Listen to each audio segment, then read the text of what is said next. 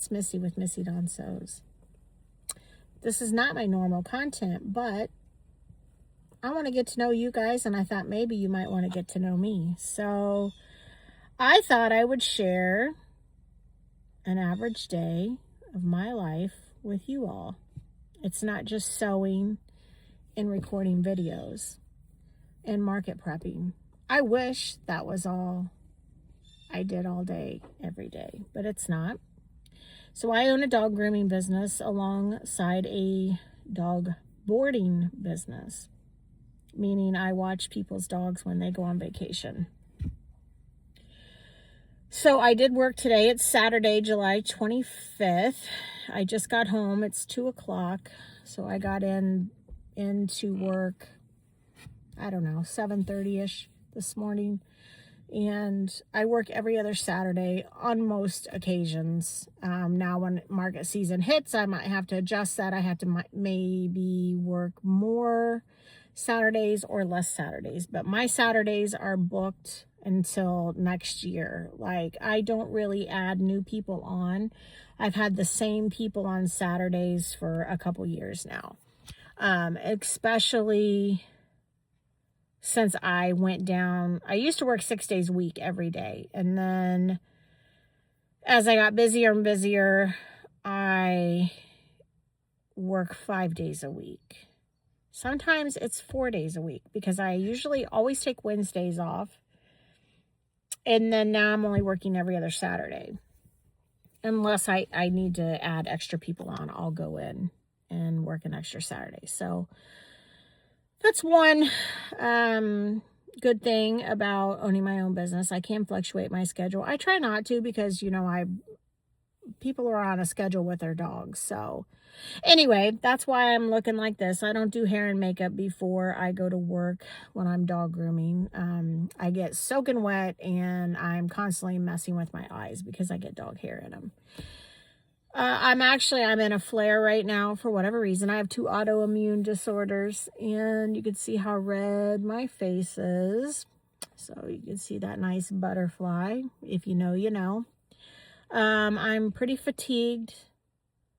I did sleep well last night. It's just part of it. It is what it is. I deal with it. So I got a list to complete.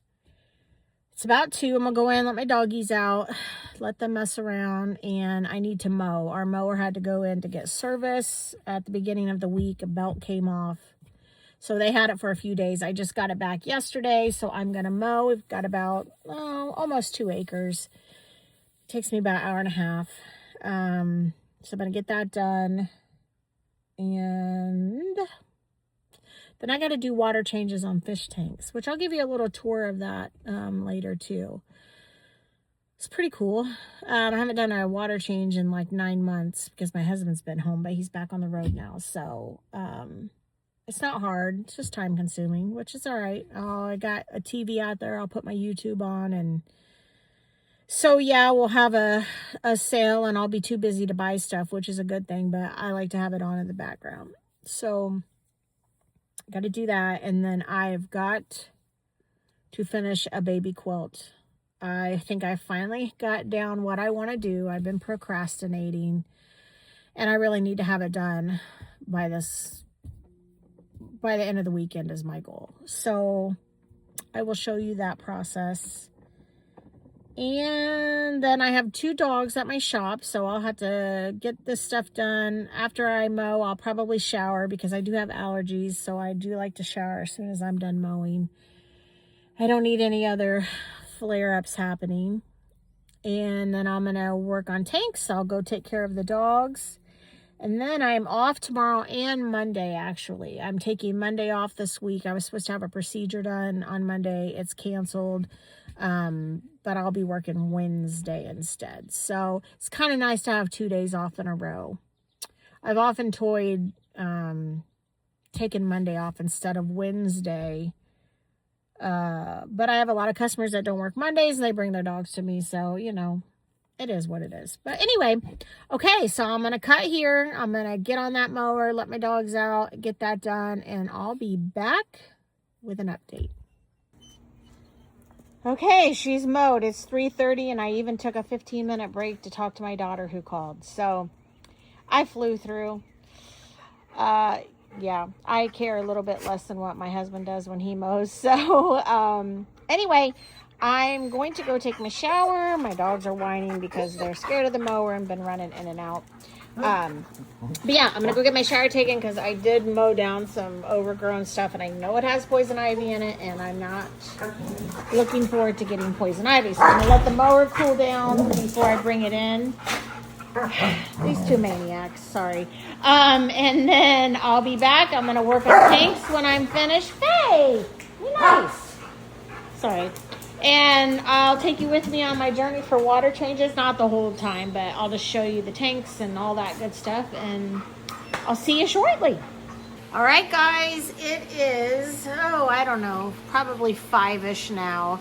And I'm out here in the garage, the aquarium, whatever you want to call it. I've got myself some coffee.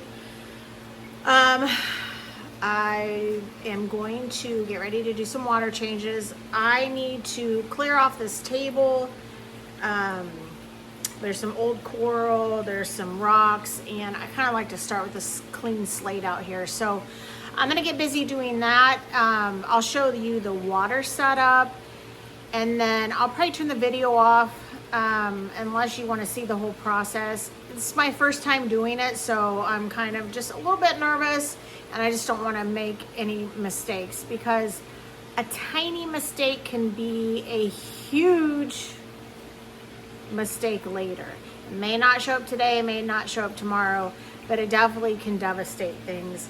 And I don't want that to happen. We have a lot of money invested in this, and my husband absolutely loves this hobby of his, and I want to take care of it. So anyway, I just wanted to jump back on here and tell you I'm out here now.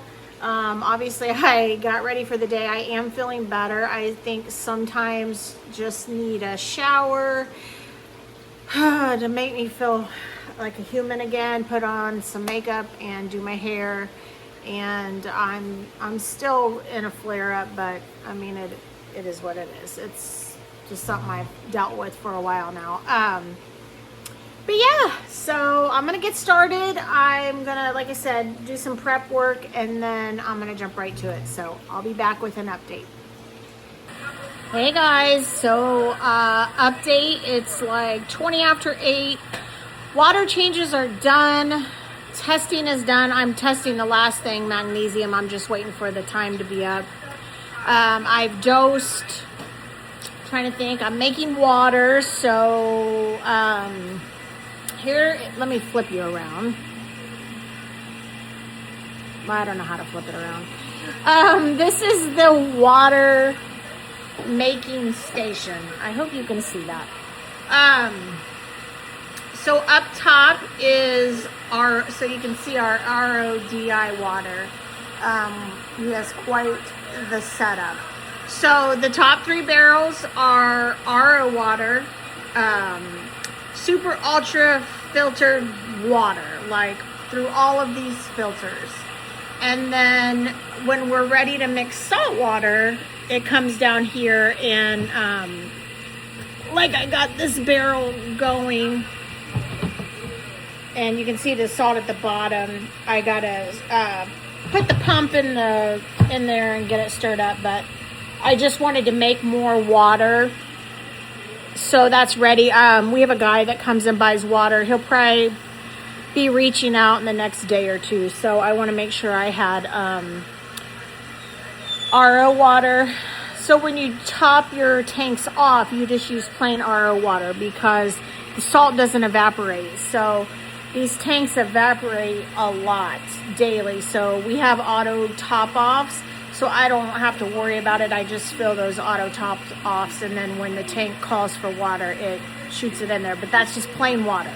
When you do water changes, you're taking salt water out, so I have to put salt water back in. So the closest place to us is in Indy, and that's about 45 minutes away from here to buy saltwater or RO water. And if you're not making your own, then you have to go buy it. So he just comes here. He's 15 minutes from me, and yeah, so he just brings 5-gallon buckets. We fill them up for him, and we charge less than what aquarium stores do, and you're saving on gas and time. So I'm going to show you the tanks tomorrow because it took me longer than what I expected. And if you can see, the lights are down, and the tanks, they're just not that pretty when the lights cycle down. But yeah, so I'm getting ready to go let my dogs out, give them some time out. The dog's at my shop, and my last test just came through. So this is the testing. This is just one kit. And there are 5 tests per tank. Really, I only have to do 3 tanks because we have 6 tanks in the 1 cube. We don't test that often because there's not much in it. But so a set of tanks is hooked together, another set of tanks are hooked together, and then the newest tank is by itself. So I only have 3 sets of tests that I have to do. It's not that bad. But anyway, I'm rusty. I got it done. And so yeah, I'm gonna go take care of my stuff. When I get back, I've got to, well, actually I'm not gonna rush out. At 8:30 I have to dose 2 of the tanks. One's on an automatic doser, and then the other one I have to manually dose. And so you have to do it at specific times, because I also dosed for something different at the quarter hour. And so yeah, you got to give it time to kind of circulate through the system. So I do have 1 fish in my 135 tank that's not doing that great. I'm hoping he recovers. I don't know, this will be the second time this has happened. We've gotten a fish that got caught on our fan. Like, I don't know if they get tired or that fan suction is just so strong, but I got him off of there. I just hope I got him off in time. He's hiding at the moment. So he's a Temeni Tang, and he's just a little guy, so I don't see him. If he dies, it'll be during the night, and if he hasn't already. So that sucks when you lose a fish. For one, they're not cheap, and you know, it's an animal. So anyway, it does happen, unfortunately. We've had fish jump out of our tank. We had a lionfish, and I came out one day and he was on the ground. So like I said, there's lots of ups and downs in this hobby, and they can be definitely costly. So yeah, but anyway, I'm going to wait till 8:30. I'm going to dose, and then I'm going to go to my full-time job, and I doubt I'm going to actually sew tonight. I'm pretty exhausted. So I might just get up early in the morning, and I don't have to do anything tomorrow except for go take care of dogs. And the 2 dogs I have are super easy. Yeah, so that's it, guys. I will check in tomorrow. I will show you the tanks when lights are fully up and going. They're much prettier, and then you'll get to see the whole operation. And a day in my life. I'll take a shot of my shop when I get there, either today or tomorrow morning, because I go back bright and early in the morning. And hopefully I'm going to be able to show you my baby quilt, because I'm not doing anything until that's done, besides, you know, duties that I have to do. But yeah, I want to get that done and over with. So anyway, have a blessed night. I'll be back tomorrow morning. Bye. Hey guys, good morning. It's Sunday morning. I'm making my coffee. I gotta change my coffee bar, but obviously I had it decorated for the 4th. That's all, or it's, yeah, I guess it'll be August next week. It's like, what do I do next? I mean, I have some summer stuff, but then I'm like, if I put that back out, late August, 1st of September. I'm gonna be super busy. Do I just want to go ahead and wait, leave it up? It's not like I'm gonna have anybody over. And it is cute. Because then I'll be decorating for fall, which is my favorite. I don't know. What do you guys think?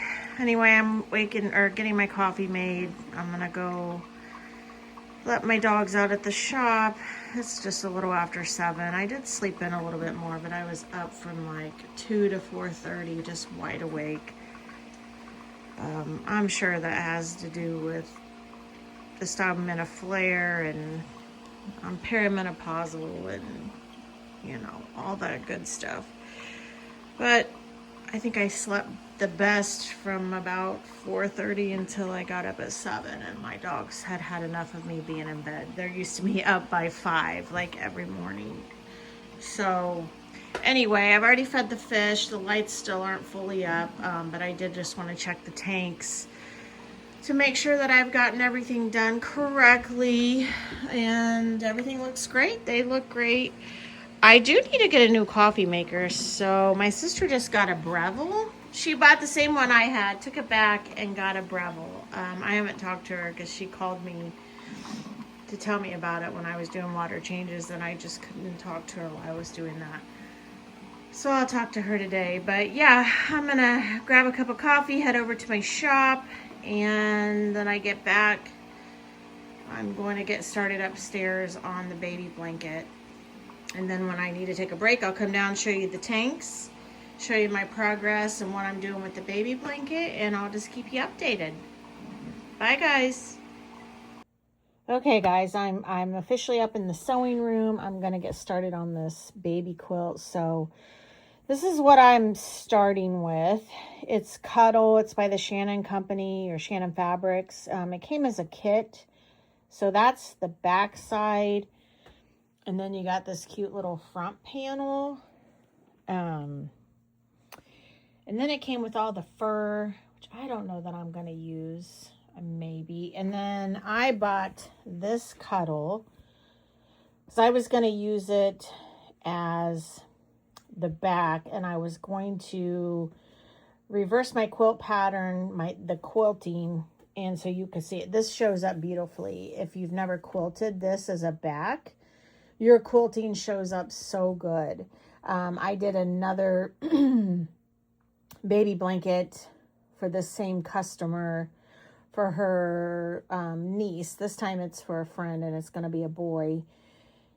And I did a bunch of like ladybugs, butterflies, I can't even think, caterpillars, snails, and I did an applique with some like, I think sawtooth stars and real pretty shades purples and greens and lavenders.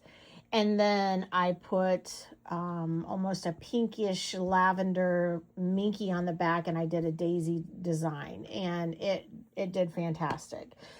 So, but what I'm thinking is I don't know if I'm going to use this or not, because I just don't know. I was thinking about cutting this apart, like making a block out of these, and then making this blocks. And I have, don't look at my floor because I haven't swept yet. I have these applique, like I have this little raccoon, and I have the trees. Let's see, I got a little skunk, which is adorable. And I think there's the little mushrooms, which, you know, may or may not go. Let's see. I also have the little beaver, which is adorable. I have the deer, but I don't think I'm going to use the deer. Anyway, so I thought maybe I would do these simple appliques on the squares, and then his name is Hudson, and I have the Lori Holt letters. I thought about doing like a middle swath with his name Hudson. And I could, I guess, make this the back. So I just thought it would be cute with that applique because it's got the little raccoon. Unless I just cut out this and put those blocks around the side. Maybe did his name down the side. Oh, okay. I'm going to think about it. Once I decide what I do, I'll be back with an update. Okay, guys, it's noonish on Sunday. Excuse me, got the baby quilt started. I need to go take care of the dogs. There's that craft show that is in the parking lot next to mine. So I think they close at 2.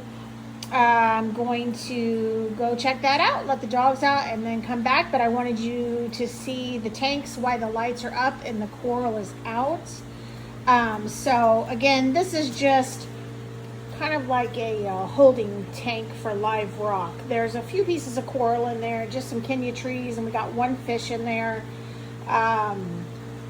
So yeah, we don't really put any coral in there. It's just for live rock in case somebody wants to buy live rock. Yeah, so that's the BioCube, and then this is our 80-gallon, and you can see, let me go grab something real quick. Come with me. This is a frag tank, which I see some fish have knocked over some frags. So I want to show you something that's pretty cool. So this is our show tank. This is 150-gallon. So this is just what it looks like. And then if I put an orange filter, which this is just a pair of glasses, so like if you want to come and look at coral, I can give you these glasses to put on. You can see what a difference it makes and how much the coral pop. I have an actual filter that can clip on to my camera, but I'm not going to do that because I'm about ready to walk out the door. But you can see the difference. It just makes it a little bit. Of course, my fish are swimming up because they think they're going to get fed again, but they're not. Anyway, it's just a cool little trick. This is a frag tank, so my husband actually has grown every single one of these frags in here. You know, he's purchased coral and then grown it out. And so yeah, he has done all of this himself. And he just literally cuts little pieces off. And this is just a grow out tank. So, you know, when he frags something, he sits in it, puts it in here. And then this is our newest tank. You can see our fish coming up to the tank because again they think they're going to get fed. I'm